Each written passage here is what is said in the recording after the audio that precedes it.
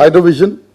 We have been conducting this Hydrovision since 2008, and this is the 5th year. And I thought we have reached a landmark year to produce a document. We have discussed almost all the aspects of hydropower throughout this journey. We have friends across whom I see here.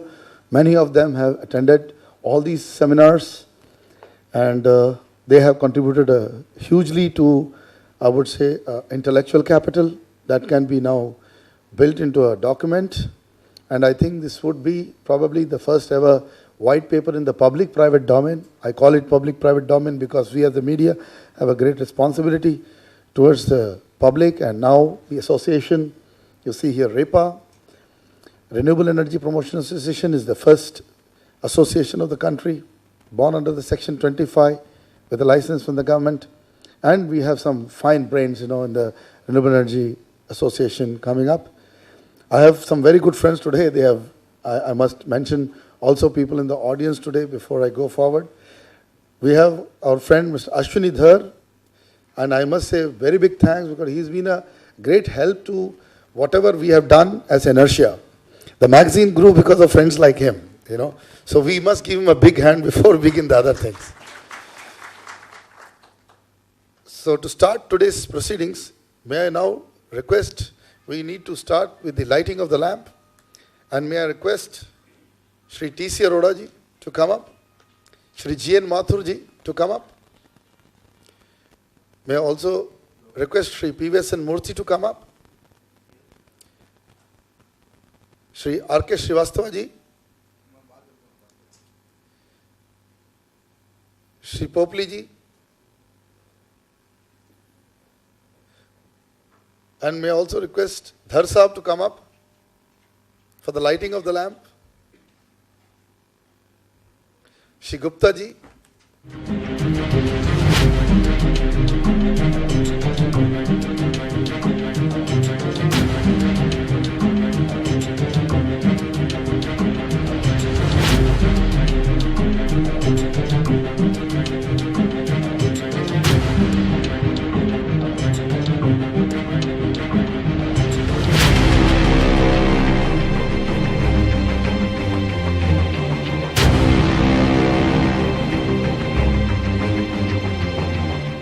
Today this lamp should light the lamp of hydro. It should ensure that we have some fire in the hydro sector, not the real fire.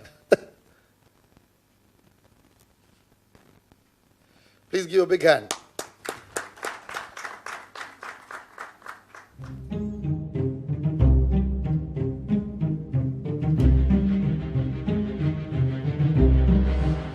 Okay, we'll then begin. Before I begin, I wanted to give some key issues. One of the most important things is that today, what we are finding in the hydro sector is that while we have hit the 200,000 gigawatt or 2 lakh gigawatt, we have only 19.3% of the hydro at 38,900 megawatt, roughly 39 gigawatt.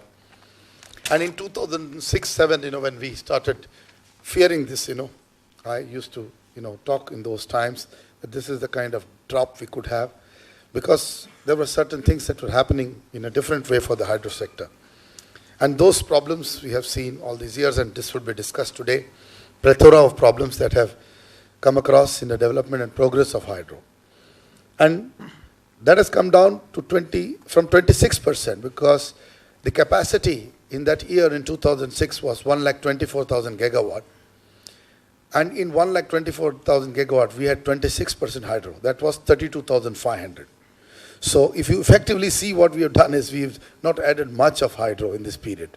So this figure clearly tells us that compared to the growth of the entire renewable portfolio, because I wish to definitely compare it with the renewable portfolio because hydro remains the flagship of the renewable energy today.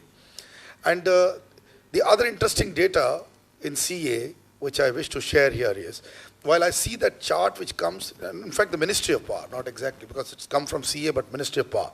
When you see the performance data, and you'll see that at the end, you have all this hydro, thermal and all that breakup. And we have the renewable breakup, which is roughly 24 gigawatt at this point of time. But when you compare that with the data of the CA on power generation, which also entered a public site like Wikipedia, we say that we have come to a level of roughly, somewhat like 855 billion, kilowatt hours or units of electricity. But that figure does not include the entire renewable energy. When I calculated it, it is minus that. It says nuclear, hydro is definitely included. Bhutan is included, what we import, but does not include the entire renewable portfolio as such. So these were the glitches that I found, in defining. And another very gray area is, at the bottom of that, is our captive power, which I have been discussing for the last 3 or 4 years, that we should assess the capability of captive power, because captive power is not operating at low PLFs. Many times the captive power is beyond 60-70% at least. So if you're saying thermal PLFs are 75, so all of that captive power, including, which does not include biomass, this captive power is typically either heavy fuel or converted to gas, and it is, or the cogeneration plants, which is bagasse based and other. All of this, some of these are not accounted for in the renewable portfolio. And if we see that figure is given 31,000 to 32,000 megawatt, but there is no power generation capacity addition from this sector, and it's not calculated. Resultant is that economically, when you see the data says India's per capita power consumption is still the 2009 level, which is 778 kilowatt hour per capita, that's what per person says. But if you see the hardcore data, if you add these two, which is roughly, I would say 49 billion units coming via the, I would say 49 billion units come from the renewable sector, and another 150 billion units would be added via the captive power plants minimum. So it comes to about 1,077 when we did some calculations, plus and minus. 1,077 gigawatt divided by the population last census, which is 1.21 billion, you come to a level of 860 units of consumption per capita. So whatever, all these while the economists have been talking about, I'm not in agreement, because they would come up and say that because of such data, if you cannot connect, we have fallen down in per capita, according to them, 712. But actually it's not true. We have increased per capita consumption by 100 units. So it means overall, on one side we are seeing, why I made this data or brought this out in front of you, one side we are seeing a fall in the capacity of renewable like hydro, and hydro's performance has been excellent in the meanwhile. All these plants, whether it's a Bhakra, whether it's a Sadar Sarovar, whether it's any of these hydro plants, including I feel Natpa Jakri also, excellent performance. Most of the time they compete very, very well within our inertia awards, and we find a big problem in deciding in favor of which project or not, and Upper House would agree with me on that. The performance of these projects have gone up. The existing renewable hydro resource has performed excellently, and I would put the entire hydro as a renewable resource. So when it is performing excellently, by not adding capacity, what we are doing effectively is, what economists want is that by 2012 they would have seen 1,000 kilowatt hour per capita consumption. Has not happened because of, I feel, hydro performance and nothing else.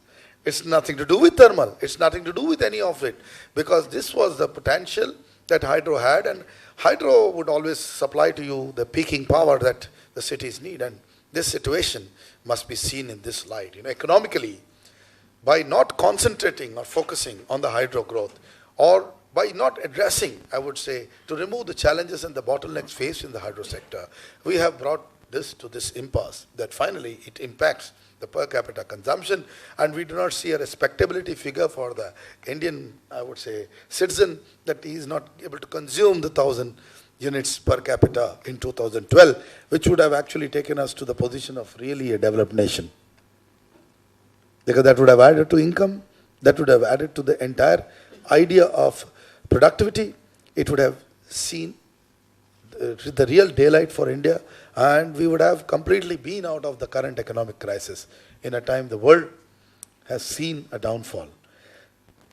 And the entire economic activity surrounding hydro, which includes construction, which includes build-up, which includes, I would say, socio-economic development, which includes regional removal of regional imbalances by providing opportunities to people at remote areas. All of this is affected. That's the way I would look at. So before we start, the speakers would start talking on those lines today on the topic. And the topic today, the theme of today's seminar is to exactly the strategic roadmap for revival of hydropower, India's largest renewable energy portfolio, which is what I was pitching for some time, and increasing the share of hydropower in India's power generation mix. A path till 2032 must include bringing it back to 25 to 30% range, because that's what our level was.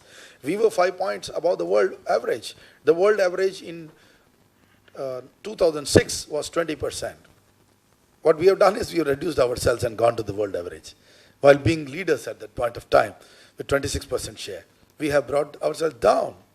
It's a funny thing, I remember attending a meeting on education for Mumbai University, standards, and exactly what has happened, So some gentleman, I don't want to name him, said that we can never bring the Marathwada University, that is a Maharashtra case, up to the Mumbai University. So what we do, make things easier in the Mumbai University, and you know what a mess we have created already.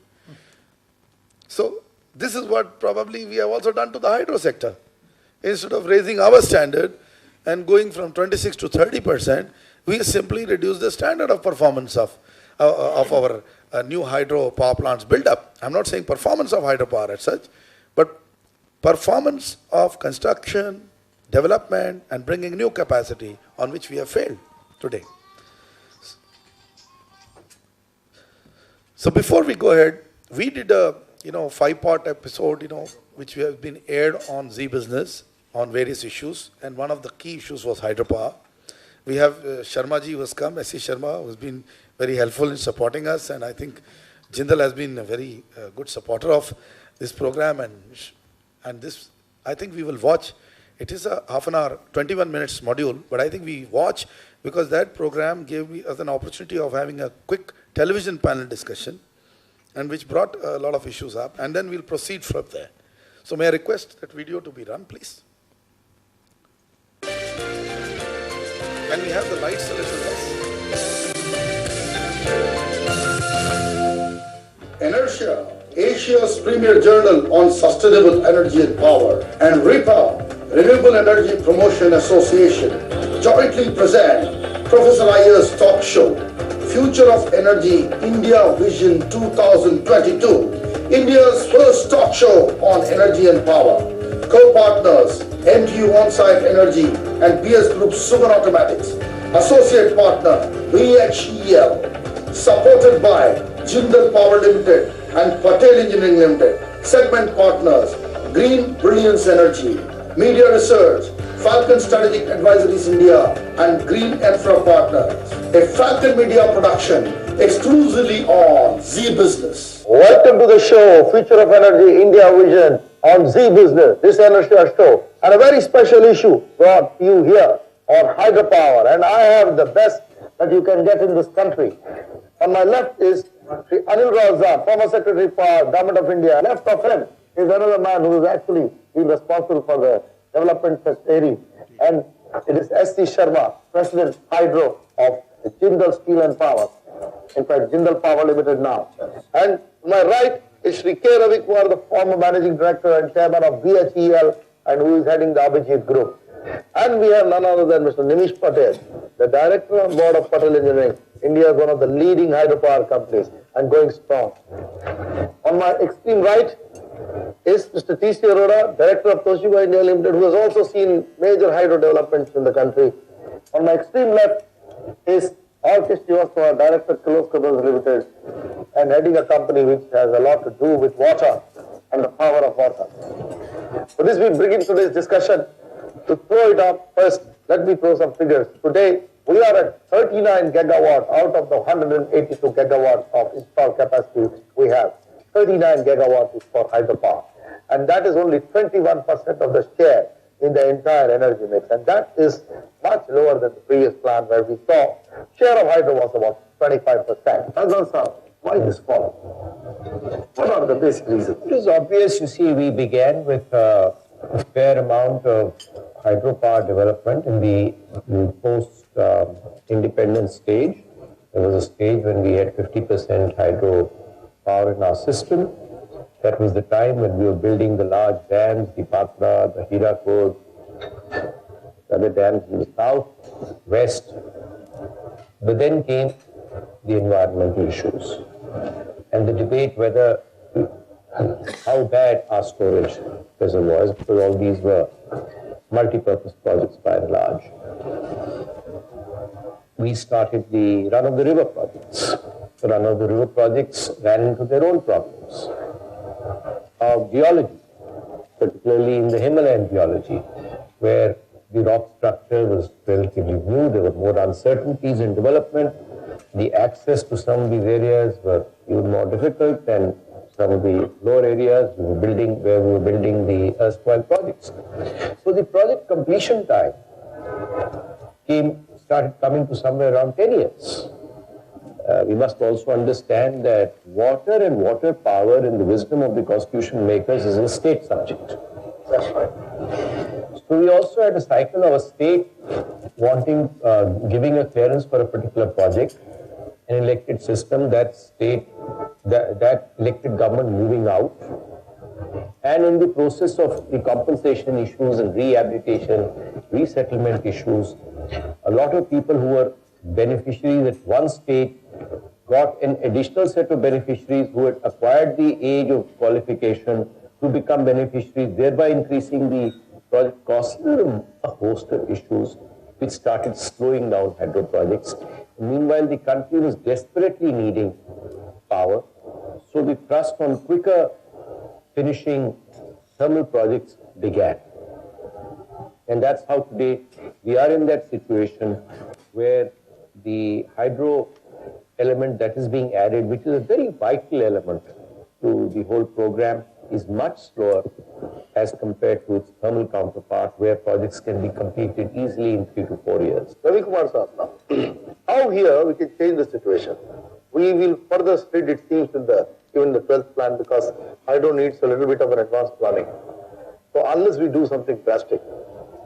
First, we must have good geologists. The problem is coming in geology in most of the places.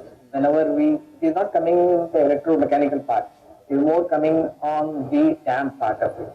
Secondly, most of our power plant potential is in Arunachal Pradesh, and private players are not willing to go that much to Arunachal Pradesh because of certain issues. And if you see, recently, I've been to Nepal. There is very good potential for idle generation if transmission facilities to India are available. See, if you see Bhutan, we have constructed a lot of power plants in Bhutan. See, 40% to 50% of the GDP comes from sale of electricity to India. So the same thing I told the Nepal government also, that it is possible that their sale could be as higher. Secondly, we have to improve the existing power stations. We must go for micro and mini hydro stations, which can also contribute to distributed power. Here comes the point. Sharma ji, will you throw light, आप बताएंगे हमें कि ये developers को क्या मुश्किल हो रही है हाइड्रो पावर डेवलप करने में? You see, hydropower is a very cheap source of energy. In the 50,000 megawatt initiative, which was given by the Prime as a behest of the Prime Minister initiative way back in 2003, and almost about 162 schemes were put forward for development. Now, under the 50,000 megawatt initiative, 27,000 megawatt in Arunachal Pradesh. Coming back to your question, that what developer is looking. You see, in the northeast, particularly in Arunachal Pradesh, the biggest problem today is the infrastructure. The projects have been already allotted, about 40,000 megawatts to 132 developers. There is no dearth of developers. There is no dearth of people going over there in all these situations. But going over there, particularly when you have to set up a power plant, you need roads for the equipment to travel, for the materials, cement, steel. That is a must. Recently, Trans-Arunachal Highway and other district connectivity has also been initiated. Now, with these initiatives, if we can bring out the efficiency in the infrastructure development, definitely the hydro can match the thermal. So we will just discuss after this short break the chances of reducing the time period of 4 to 5 years. We're right back with you. Don't go away. For example, a developer takes anywhere, I don't think there's a single developer in the country who has finished his approval process, DPR preparation. 60-40 thermal hydro bids. We come down to 21%. What, as a developer, you feel? What are the 1, 2, 3? There's a lot of things that can be done, there's no doubt, to increase or to help the hydropower sector, and some of these are things that cannot be done overnight, and some things can be done quicker.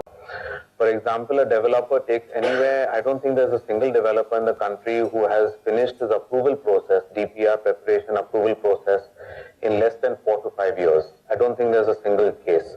There are cases that are 20 years, but the norm is definitely 4 to 5 years. This is a period that, that doesn't require the building of roads and infrastructure. It takes definitely, a lot more time.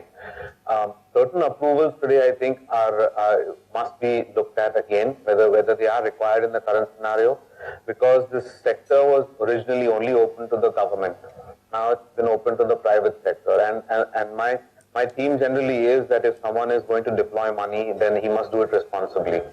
Have regulators, but the approval processes can be shortened by at least a year or two, I feel. So this basically a quick help would be that. I just want Rajan Saab to just come into this. What is happening here? 4 to 5 years, according to Nimish Patel, and his experiences and Patel Engineering, or even Jindal, they say, too much time, infrastructure bottleneck, so much time required for clearances. What is happening? Well, I think the points that the developers have taken are very, very pertinent and relevant. I would take the liberty of coming back to the hydro policy per se, which I had the privilege of piloting as past secretary, even the 15,000 megawatt as joint secretary hydro in the ministry. I would say that first and foremost, we've got to understand that we've got to make the local people stakeholders in the project. What is happening at present, I feel, is that the hydro projects are being given out as negotiable instruments to whoever gives the highest amount of free power. What does the local area benefit? Then the resistance starts to local people. What did I get out of the project? So the hydro policy had tried to put across at least 2% of the sales in perpetuity out of that plant to go into that local area for its development or for its own revenues. I personally would have been very happy with 5% or even more, because the very concept of free power was distressed power. And 15% was really the figure meant for causing distress. Okay, distress, we can say now today is converted into kind of a spending grant for the host state. But we must say that we set aside 2 to 5% for the local area for its development in perpetuity. This will accelerate people's enthusiasm to ensure early acceptance of that project. This will increase its revenue. That is my philosophy. Secondly, I think the environment ministry, the other ministries, they all must, as I said, when you decide upon something as the Prime Minister's initiative or a national policy, which can only be taken after everybody has been consulted, it should be accorded the highest priority. And we must rework the time frames to see that all clearances are given in the shortest possible time. Then the other issue is, I think, project management. Project management, by and large, has been very poor also in hydro projects. It has probably started improving now with the private sector coming in because his own money is on the table. Yeah, right. And because time and cost overruns have in the past, I think, benefited some of the project staff as well as the contractors. We don't want that to happen, that somebody takes L1 and then extends the project life to recover more money out of it, and ultimately it may become H1 in terms of present cost of money. So the other issue is geologists, as Mr. Ravi Kumar said. Geologists, I maintain, are the core of hydro projects. Because you have to deal with geology if you want run-of-the-river projects or even other projects. You must understand what is the rock condition going to be, even if you're going to pass a 30-kilometer tunnel through it, or how is it going to behave if water is impounded around it. The last point I wish to make is that this century is going to be a century of water. And I think no country can be very strong, particularly a heavily populated country like ours, if it does not have a water policy. We cannot do away with storage systems. We must develop more and more storages, of course, with full compensation and a better quality of life to whoever is displaced. But we have to have a relook at storage projects. They must come up wherever they can come up, because that is our only insurance against droughts. And for better, I think it also buttresses the agriculture, as the Bhakra project has done in North India. It also, I think, provides larger peaking power, because the run-of-the-river project is a very short duration power availability. So we've got to relook at the hydropower development in its entirety, and I think water and water preservation and conservation has to be at the root of it. You have to certainly provide the infrastructure for a developer to go there. You just can't mark a hydro site on a relief map of India and say, look, this project is allotted to you, this is allotted to you. That will be just a mock exercise. Right. Yes. At this point, we take a break and we return back to discuss why we have a skewed logic of treating only projects of 25 megawatts in hydro as renewable, and the rest does not look like renewable on paper. We're right back with you.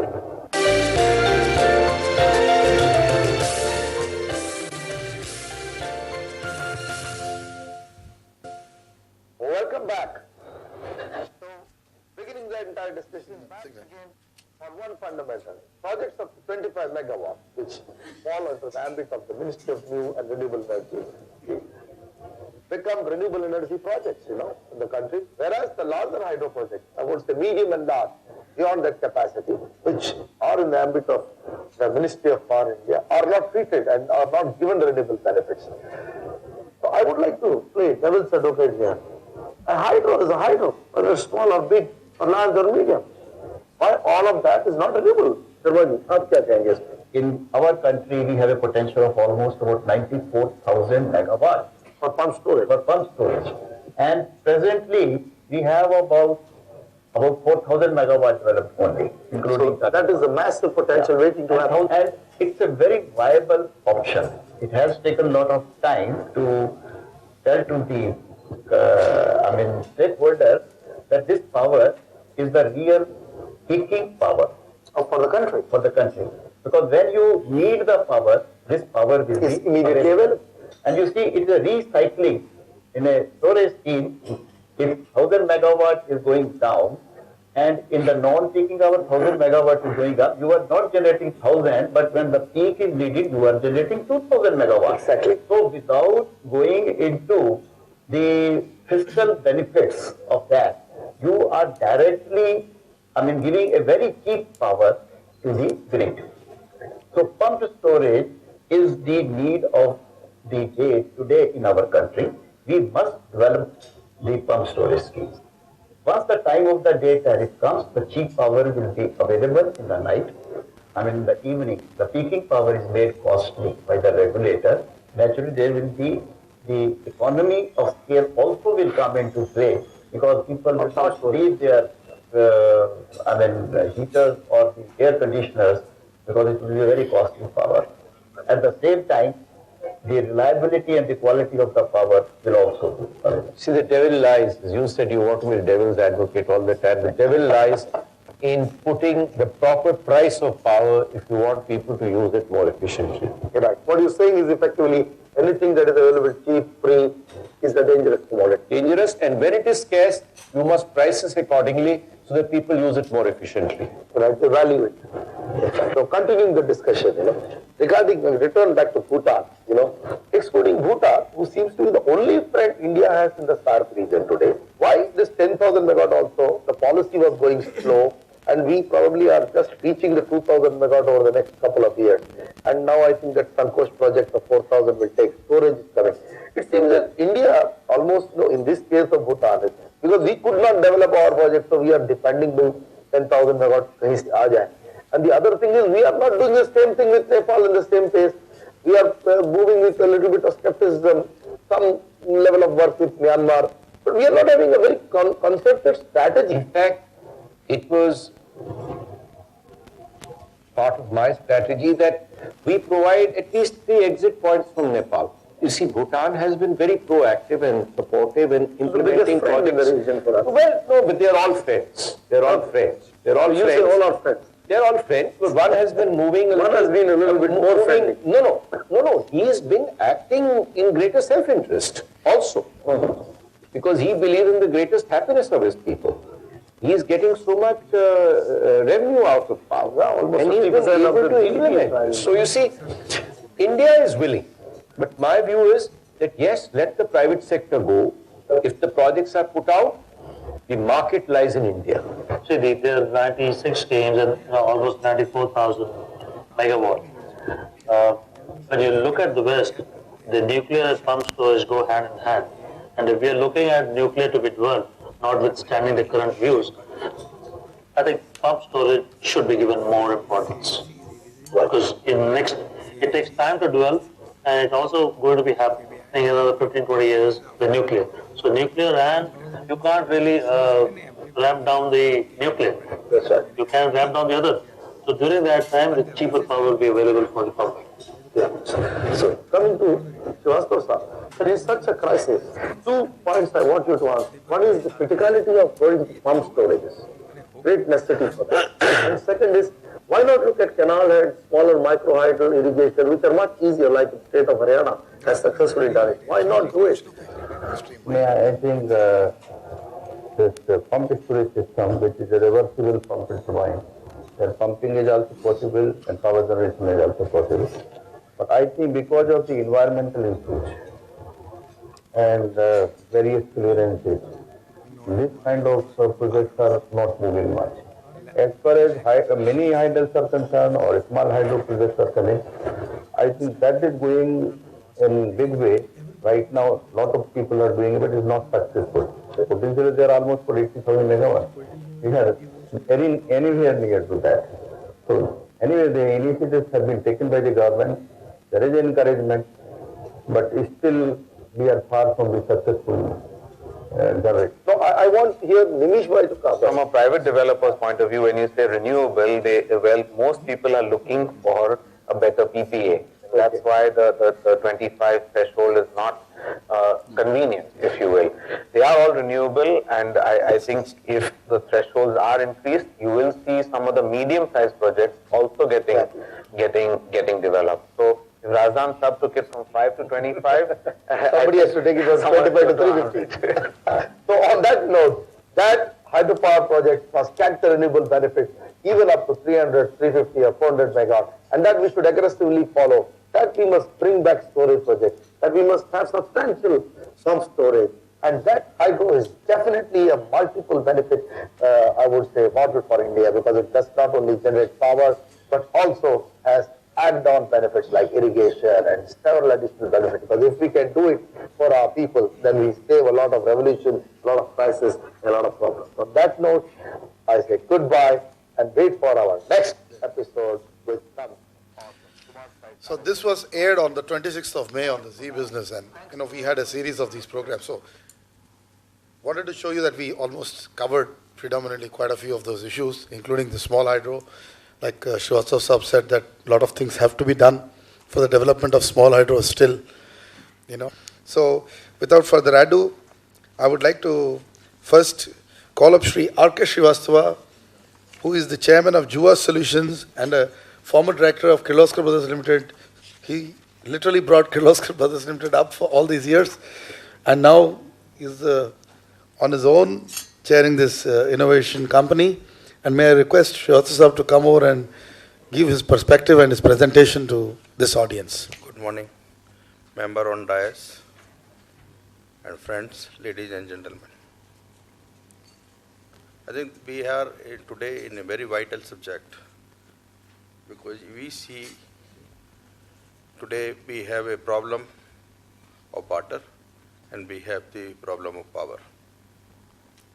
We were surplus in the country with water going towards scarcity. And the power, continuously we put lot of efforts, but still we are far away from the making a really point where we are just sufficient.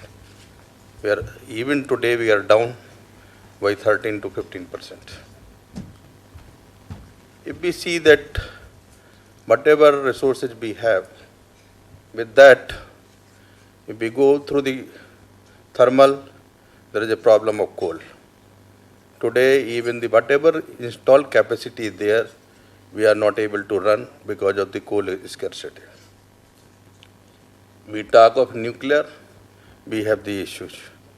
Political issues, apart from the issue of safety and security. If we talk hydel, there is issue of environment. Now, which is the issue which can be solved? And if we see the whole thing where the problems are there, the minimum problem will be on, you can say, in hydel. Because in any case, we have to solve the environmental issue.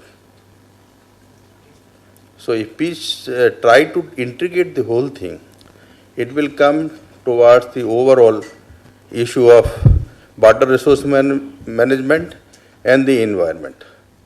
There is a place where in country where the flood, there is an issue of where there is no water. How do we solve this problem?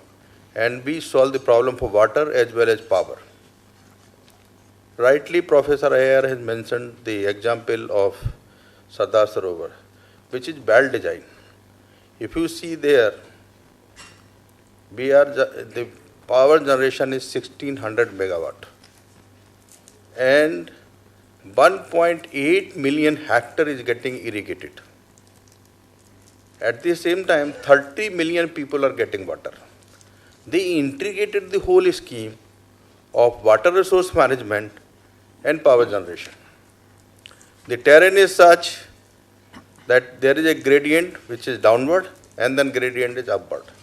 When the gradient is downward, they have installed mini hydel, which generate the power of 150 megawatt. Where the gradient upward, they have put pumping system. Five pumping system has been put, which is consuming power of 120 megawatt. But you are generating 150 and consuming 120. And in addition, you are generating through hydel 1600 megawatt.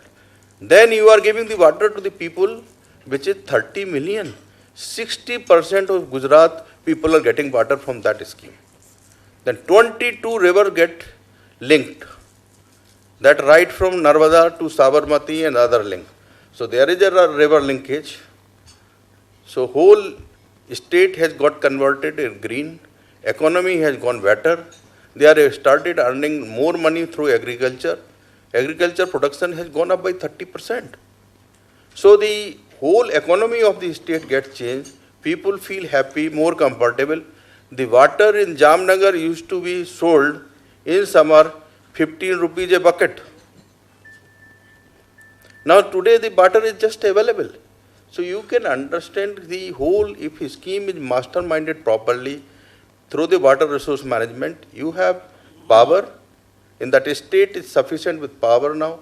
Water is available, whole state is green, agriculture production has gone up. So the whole economy has got changed.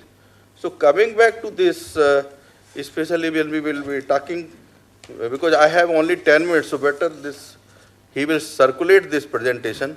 Only I will briefly talk about certain issues. Now today, which we are having a hydel on almost only on 25 to 26%. We should minimum go to actually a country like us to 40%. So if we have a 40%, then there are other issues of balancing the system. Now pump storage system is a system which balance, because you conserve the energy when you don't need. A night you run as a pump and putting water from low level to higher level. And then when the peak time, when you require really more power, that time you turn into really turbine and generator. And you really get that power. So at peak, you get that energy which you stored during the time when you don't require energy. So in night time you run as a pump and daytime you run as a turbine. And this itself is having the tremendous potential as far as India is concerned, because terrain is such, it is possible to have a almost, I'll have some number here.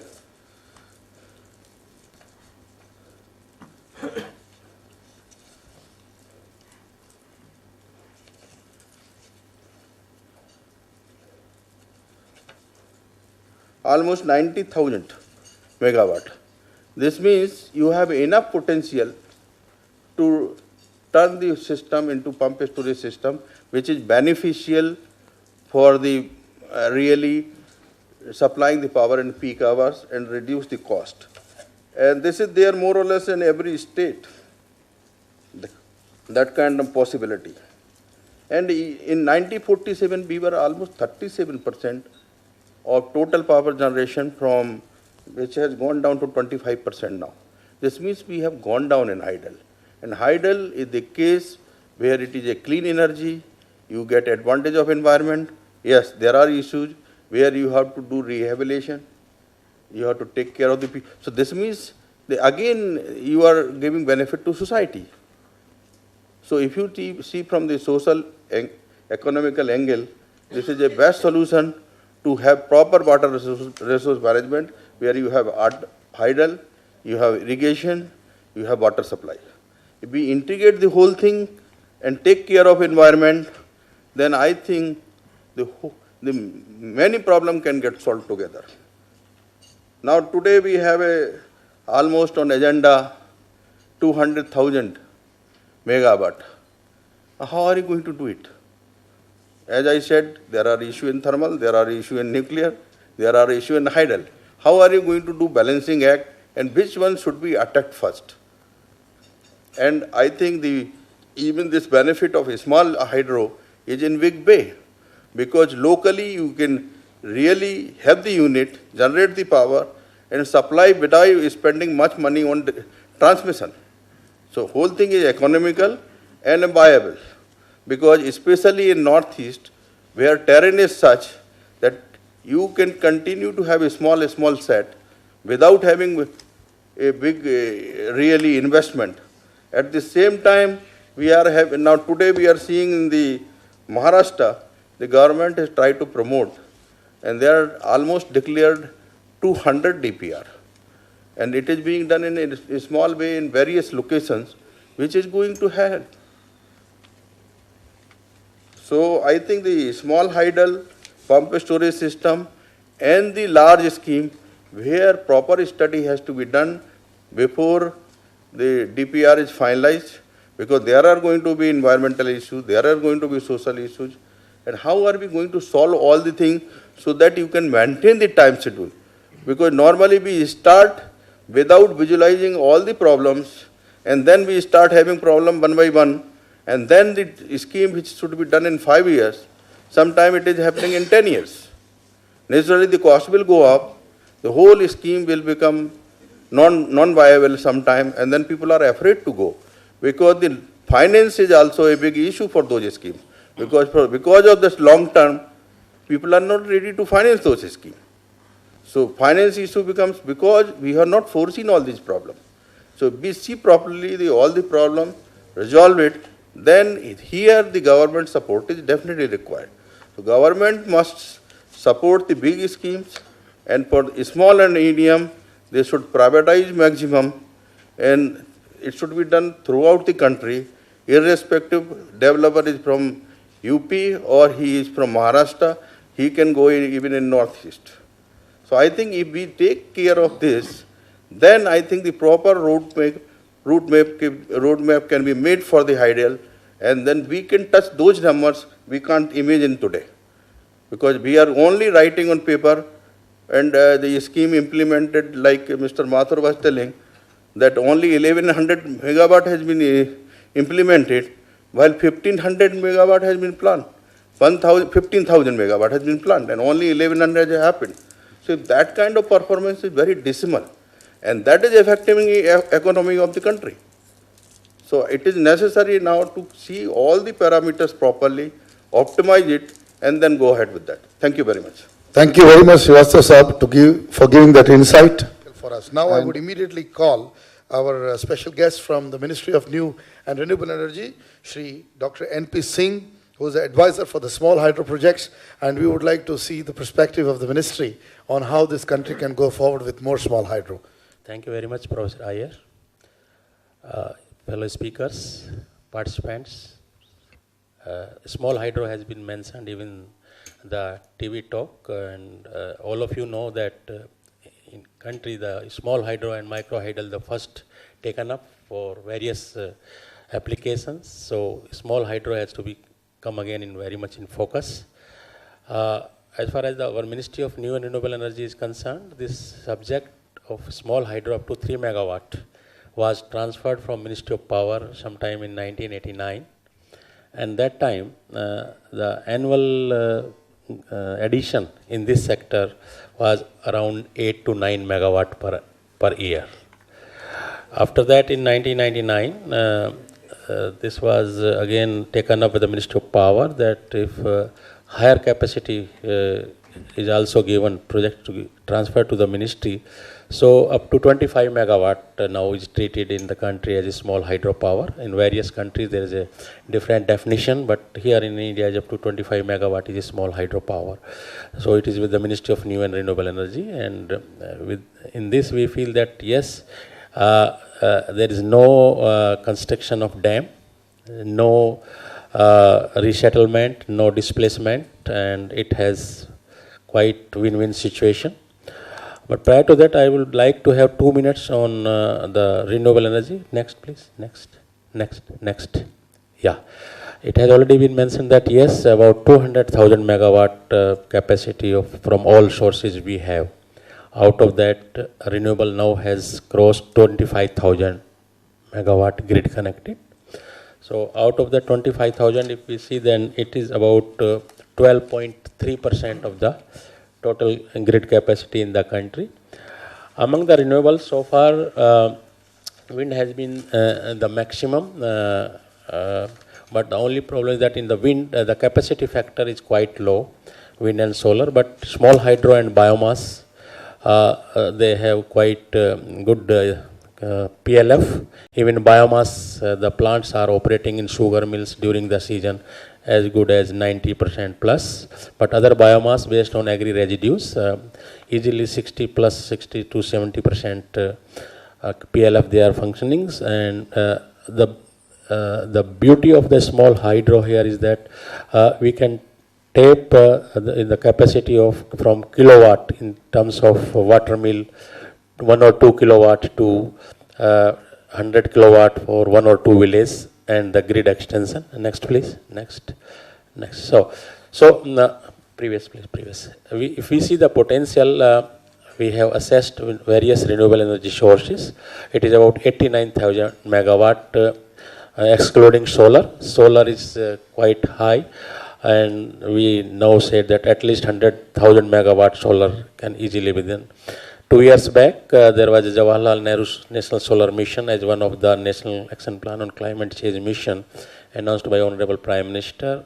And as of now, in last 2 years, we have achieved in the country 900 megawatt grid power from solar photovoltaics, and the prices has come down half.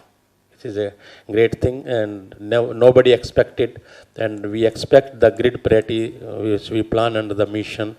It will be achieved quite early because the diesel prices are going up, even the tariff is going up. Next. If we see that at the starting of the 10th five-year plan, our achievement from the renewable was about 3,000 something, and now it has gone to 25,000. So the growth in renewable, including the hydro, it was only 1,400 something. Now it has gone 3,300. So annually about 300 megawatt increment is done in comparison of 8 or 9 megawatt in 1989. So this shows that if the proper planning and persuasion is done, and it can be only done then the focus is given by the ministry with the states regular meetings, so it is possible. Next please. This is the various breakup of the renewable among the renewables. Next. These are our projections. So we plan to have another 30,000 megawatt from all renewables, and we feel that it will come from mainly from private sector participation through GBI route, that is called the generation based incentives, as well as RECs, renewable energy certificates, and RPOs. Next. Coming to small hydropower, I need not to tell about the benefits of this, it's all well known. Next. So if we see within the small hydro, there are various definitions of like water mill for single house through garages or few houses, and then micro up to 100 kilowatt, and then mini up to 2 megawatt, and above that is small hydro. This is the basic classification. Next. This is three types: run of river. Next. Canal dam base, canal drops. Next. And dam toe base. So all the three schemes we have been pursuing under the ministry's program. Next. So far overall about 15,000 megawatt sites have been identified. The total number of sites is about 5,700, and we have already achieved about 3,400 megawatt. And now during this 11th plan, we targeted 1,400 megawatt. We have already achieved that much. So that's again the good thing, that yes, what we planned at least we could achieve. Next. These are the plan-wise target, year-wise target. I would just request the organizer that they can circulate it later because of time constraint. I am not going. Next, please. Our plan, the vision, though there are here also a lot of constraints, I will come later. So we plan to actually harness 50% of this potential by the end of the 13th plan. So about 50% of the potential lies in Himalayan states, mainly other states, plain states like Karnataka, Andhra Pradesh and Maharashtra. So now a large part of the capacity addition is now coming through private sector, because the state sector, they don't have the adequate budget, even the equity for raising loans. Next please. So these are some potential and achievement of state-wise, but still we feel that many states are far behind to even achieve 25% of their potential target. Next. Again the same state-wise. Next. Okay, the focus states: Karnataka, Himachal Pradesh, Andhra Pradesh, mainly on canal drops, Uttarakhand, Kerala, Maharashtra, Chhattisgarh. Arunachal Pradesh has already been mentioned, because Arunachal Pradesh small hydro is having potential of 2,000 megawatt, and now under the Prime Minister's package, we have taken up about 200 small sites, starting from 15 kilowatt to say 14 megawatt for the rural local community based, and it has been doing quite good. People are happy. Now they are using the power, rather they want to add some more load, because as already mentioned about the large hydro, when the load is not there, then at least you have to use it for pump storage. Here you have to develop the load so that it can be, because the water is available throughout the day and night. Next please. So these are the various components of our small hydro program, which the ministry is supporting, from survey and investigations to R&D. So we have alternate hydro energy center at IIT Roorkee, which we have supported for providing technical assistance for carrying out survey and investigations, preparation of DPRs. Next, please. So these are some something about the MNRE subsidy, though it may be not very high, but at least it is something that some incentive for the IPPs, they can come forward in this sector. Next. For private sector also, we have the different schemes. So these are the initiatives. 313 site projects, about 1585 megawatt. Various states that has gone through. And some of the states like Andhra, they could actually harness much more percentage than the others. Punjab has almost harnessed the canal drop based sites.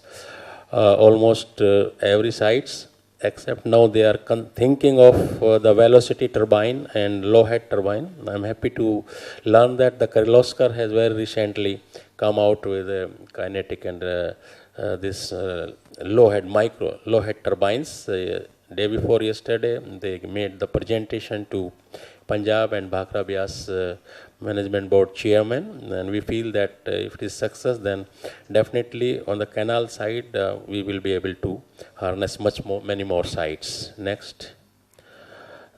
Again, yeah, definitely here also like large hydro, there are constraints.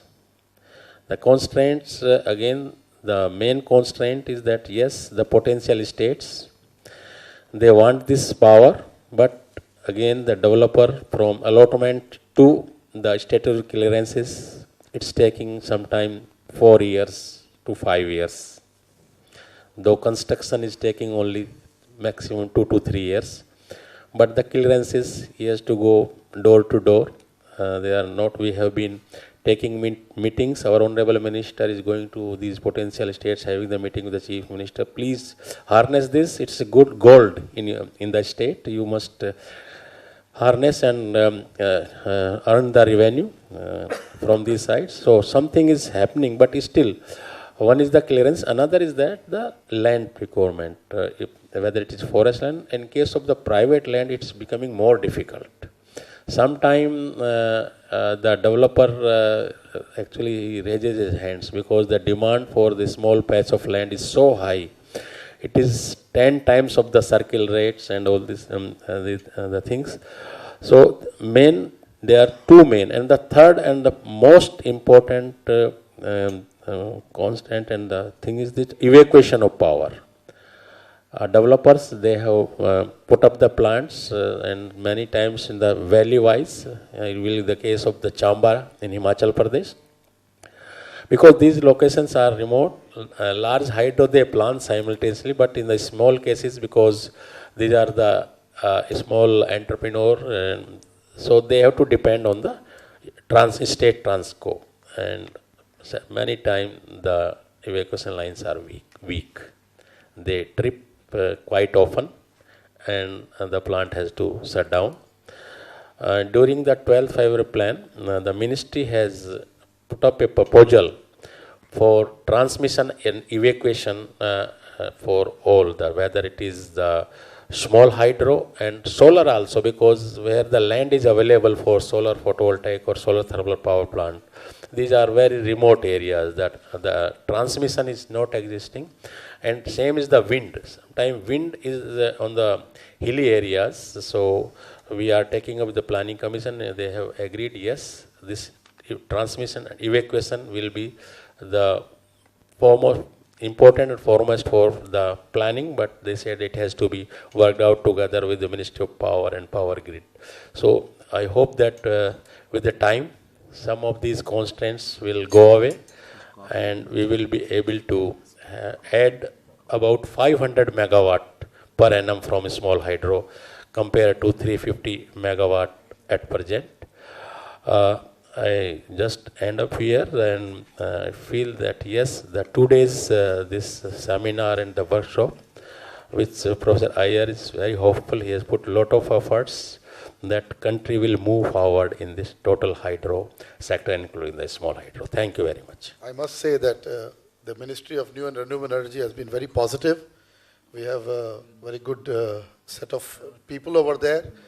like one of our good friends, Shri Tarun Kapoor, I must mention, is one of the fine officers who developed a lot of small hydro in the state of Himachal.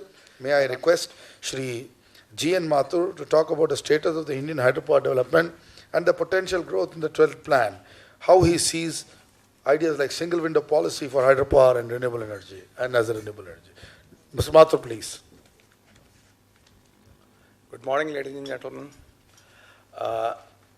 The topic given to me is the status of hydropower development. Well, I'll share with you some of the data which I thought may be important. Next, please. You do it. See, installed capacity as on end of April is 1,33,000 from thermal, and nuclear is 4,780, and hydro is 38,990. This comes to about 19% and total as on end of April is 2,01,630. Next. Now here, the capacity addition comparison I have made. It's a very interesting story that thermal in 8th plan, you can see the data. But the important thing is that when we do the comparison between 10th and 11th plan, we have added 48,000 megawatt odd power, 300% higher than 10th plan. But on hydro side, we have deteriorated. It is minus 29%. And nuclear side, of course, it's a very small player. So this data shows that there is a serious situation to relook about this scenario. This single data, I would like to deliberate further into 3 aspects. One is the central sector, state sector, and private sector. I did not want to bore you with this paper, but I would like to narrate that during the 11th plan, only 1,550 megawatt has been added by central sector. In 5 years' time, from 2007 to 12, only 1,550 megawatt has been added. And in this, the major contribution is by THDC, 400 megawatt. And NHPC, of course, in small projects, have added around 1,000 megawatt. In case of state sector, it is 2,702 megawatt, and mostly it has come from J&K, Uttarakhand, Maharashtra, and West Bengal. In case of private sector, 1,292 megawatt. I'm giving the breakup of this 5,544 megawatt. So this 1,292 megawatt mainly constitutes of 1,000 megawatt added by JPs, Karchambang 2, one project. In this scenario, I'll come to the constant later on, but as I said, please don't mind, I'm coming out with the defaulters also. In case of central sector, it is NHPC, SJVNL, NIPCO, and NTPC. They are the defaulters. In case of state sector, it is Himachal and Andhra Pradesh. Private sector, of course, is a positive side. Next. Now, this energy requirement by end of 12th plan. I have drawn this data from CEA publications. this is the plan for addition as well in this slide. You will find that energy demand is going to be 1,355 billion units by March 2017. Peak power demand is going to be about 2 lakh megawatt. And the Government of India has planned for addition of about 98,000 megawatt, whereas hydro share is only realistically going to be 9,204 megawatt only. This may be unrealistic. It may look unrealistic, but I am going to explain why it is. Now this is the scenario.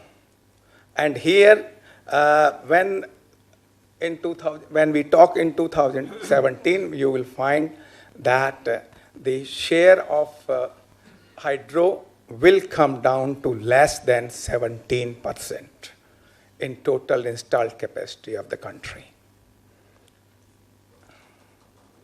I think kindly keep the data in mind. Next, decreasing hydro share. During 2003-04, it was 6.19, and today it is 19 point something. Energy shortage as on date is 8.5%, and peak power shortage is 9.8% today. This is the today's scenario. What will happen in 2017? At least that will depend upon addition at how much we are able to add out of 98,000 megawatt, which I have shown in previous data. Next. Now here, number of projects which CEA document says, which can be commissioned during 12th plan is 83. And amounting to 22,011 megawatt. This is the CA document says, which was published in January 2012. But realistically speaking, only 9,204 megawatt is going to come.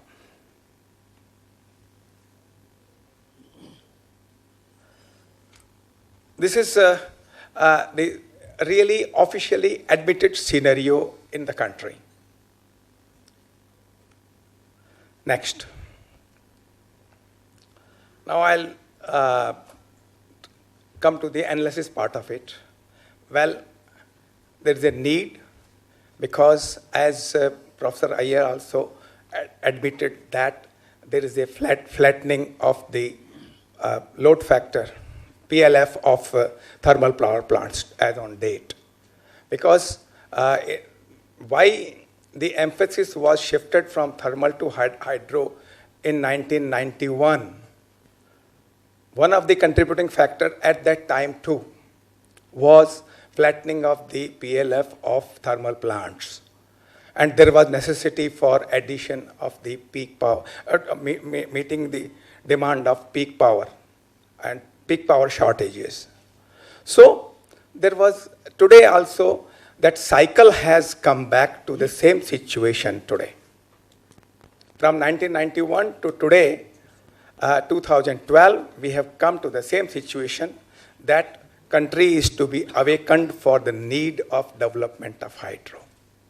This is a necessity, need and necessary.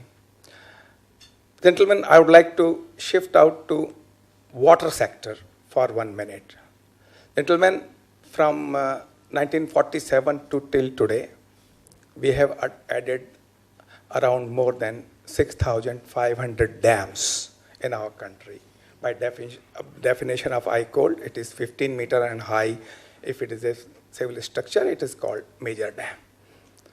So we have added about 6,500 and many storage dams, and we have created a storage capacity which amounts to around 500 cubic meter of water per person per year. China, our friend China got independence almost at the same time in 1944, and they have reached a figure of 1,000 cubic meter per person per year in the almost same period. Russia's figure is 7,000 cubic meter per person per year, and USA, where the creation of the storage dams have been stopped in 1956, there also today's figure is 2,000 cubic meter per person per year. All this data, why I have told is that we require for a comfortable living 1,800 cubic meter of water per person per year. See, central sector is straight-jacketed as on date. If you talk really about these problems of the central sector, then you can say there is a fierce psychosis prevailing in almost all engineers working in central sector with respect to either vigilance, audit, CAG, CVC, and all that. And all the major decisions, thoda bright kar do. All the major decisions are as on date held up for thoda badhao, thoda or. All the major decisions are held up by one region. I can quote numerous examples because I am working as a monitor for construction of the 18 hydro projects in government sector, central sector, state sector, as well as private sector. So I am in a position to compare the working of all the three sectors in hydropower development. As on date, it's very, very difficult. My friends may not like me, my statements, but it is a fact that no major decision. I can give you only one small example. One of my old friends from an NHPC, he is a general manager. He told me, sir, the situation today is that if you take a decision for 10 lakhs of rupees at your own initiative, there will be 15% in your own organization who will prove that Mr. So-and-so who has taken a decision for 10 lakhs is a thief and pro-contractor and wants to earn as much money as possible. There will be 15 people. That's why, and if because of not taking this 10 lakhs decision, if there is a loss to the company for 20 crores, nobody is bothered. There is a monitor, fine. Everybody is monitoring. Extreme monitoring is there. But there is no monitoring that why the progress has not taken place because of lack of decision. Decision making is a biggest casualty in central sector. Decision making has become almost standstill. So this is absolutely necessary that both, same is the condition almost in state sector also. State sector, there is an additional problem of lack of experience because states, except one or two honorable exceptions like Himachal, state sector had stopped constructing hydropower projects. And since they have come up again, so since there is no development for 10 years, so that the crop of the engineers which got trained in construction or designing, they have either retired or run away for better postures. So there is additional shortage of trained manpower in the state sector. In private sector, there is a straitjacketedness. It's just not possible for you to take any decision. My friends are here, known faces are here who will agree with me. But they are afraid of speaking. No problem. At least I can speak. Thank you very much. That was a wonderful insight into some reality check, the situation. And I think, as rightly said, we have two stalwarts from theory. We have Sharma Saab and Mr. Shukla. I think we should give them a big hand because that was considered as a project which probably contributed the maximum. Am I right, sir? Yeah. In the last, so we must really congratulate, and that is one of the best development townships in the country today. And I think all of this, I think there is some kind of a problem here. We have also, see, I'll tell you very frankly, if I talk to you, you'll feel commercial. I did not get enough support. All these 4 years, I got good financial support. Our situation is also like the hydropower. This year, I'm struggling to cover my budget here. Basically, it is the shock treatment I tried to give. Now we should start thinking what can be done. For doing so, my suggestion is that my last slide says it is political as well as administrative will which is required for allowing all the concerned developers in all 3 sectors to ensure that projects are completed within time schedule.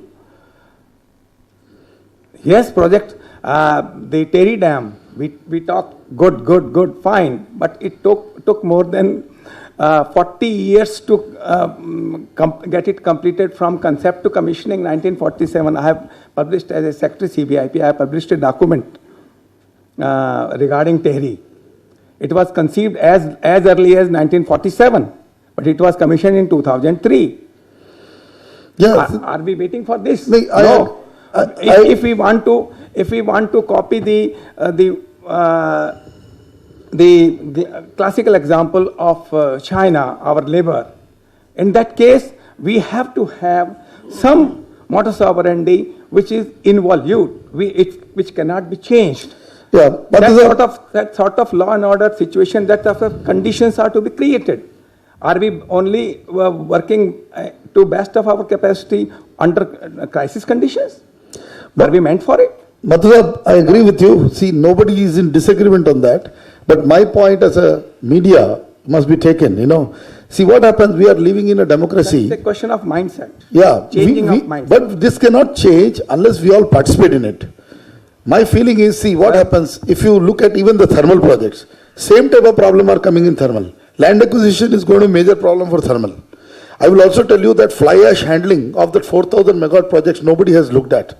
It will be a major crisis, I tell you, even bigger than what you can. Hydro is much better. You take it from me. People have not started discussing. What is the effluent management system? Have we discussed? So there are a lot of things which I think, when we come out with this white paper, we will throw out a lot of things. See, one of the things in the development mechanism for renewable energies and where hydro becomes the top angle is, why don't you little bit allow this penalization of the thermal? What is the problem? Why not thermal pay? Well, I remember one of our suggestions were accepted, and today Ashwini Dhar Saab is here. I must congratulate him for that. Because in one of our forums, because he came and told me that idea that we should force all these thermal power plants to at least offset their 7 to 8%, I would say auxiliary consumption.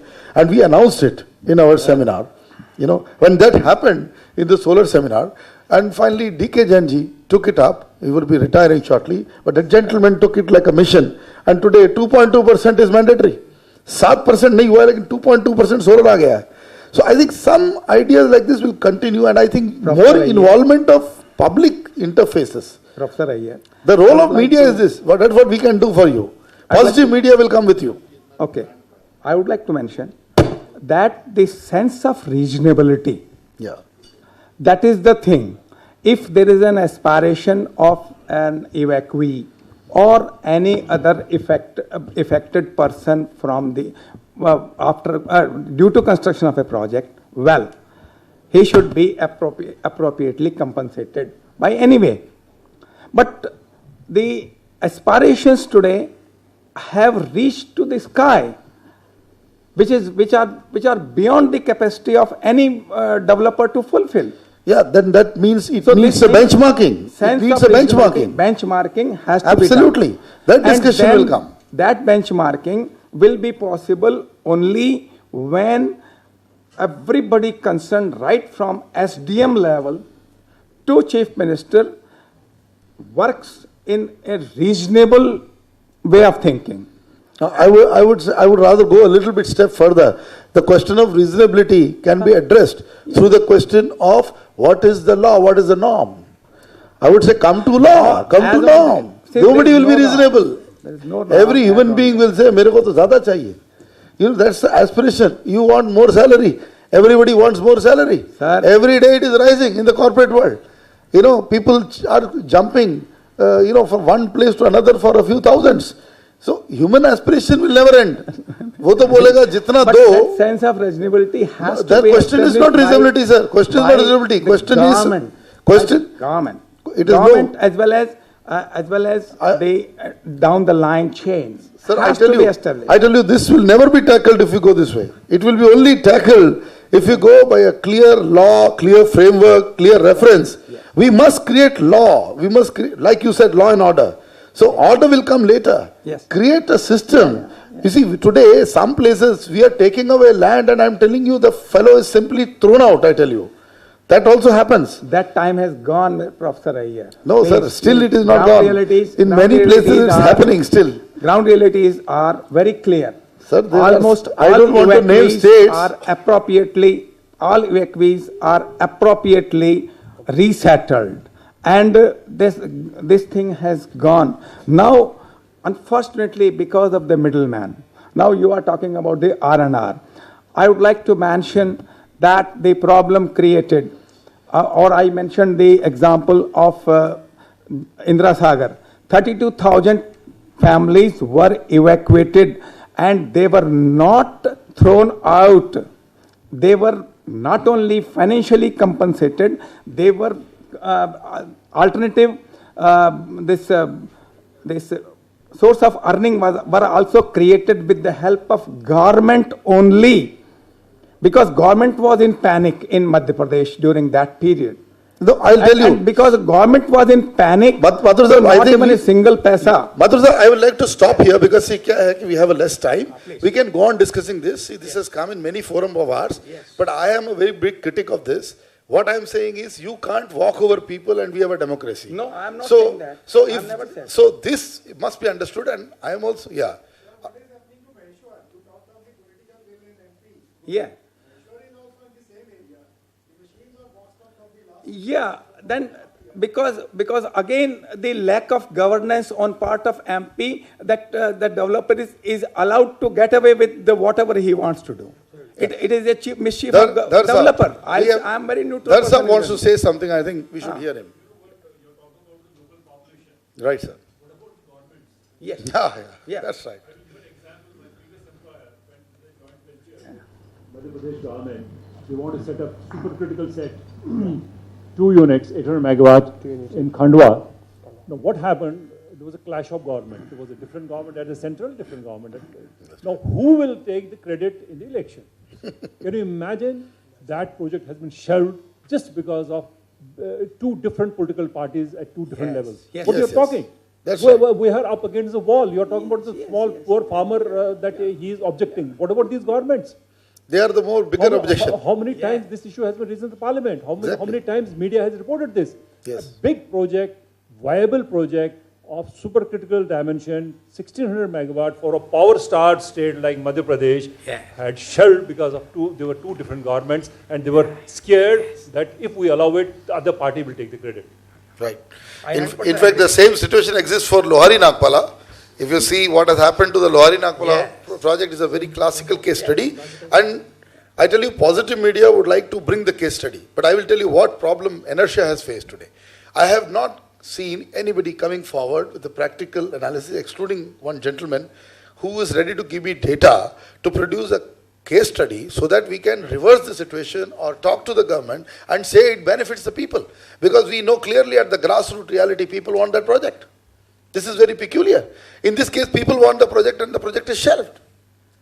Lohari Nagpala. Absolutely. I took the name. 20,000 people in Uttarakhand and this Uttarkashi district of Uttaranchal.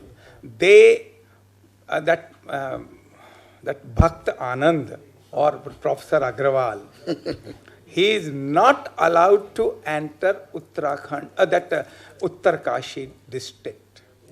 Yes. I have grassroots information with me that if he dares to enter by any way he will not come out alive from Uttarakhand district. This is clear. So that means the people want the project. People want the project. People, it's a very serious issue. 700 crores of NTPC have been sunk. Absolutely. 700 In fact, crores totally and 2,000 crores. Yes, crores. Totally 2,000 crores the country is going to lose in that case. And then more than that. And everybody, I mean, there were 10,000 people employed in that project when it was under construction at full swing. Now, everybody got the money.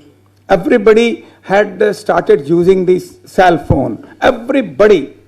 The project is stopped. Now, the people are so angry with environmentalists and government of India. So this is exactly what I'm saying. We should promote this. We should interview all of them. Yeah. I have actually said that let the corporate world come. Why I started with it. Let us get a budget. I'm ready to go and interview and show it. Let's do a 1-hour program on what they want. Can we do that? Is there anybody stopping us? No. This is the way the solution will go. So maybe we'll go forward. So we are very practical. I tell you, we will go, we'll talk to those guys. We will show these are the people living over there. Let's show 1-hour program because there are two types of medias. You know, I cannot stop the other media. The mass media has its work. It wants to run its TRP every day. Yeah? Thank you, sir. Dubey Saab is here. Yes, I'm available.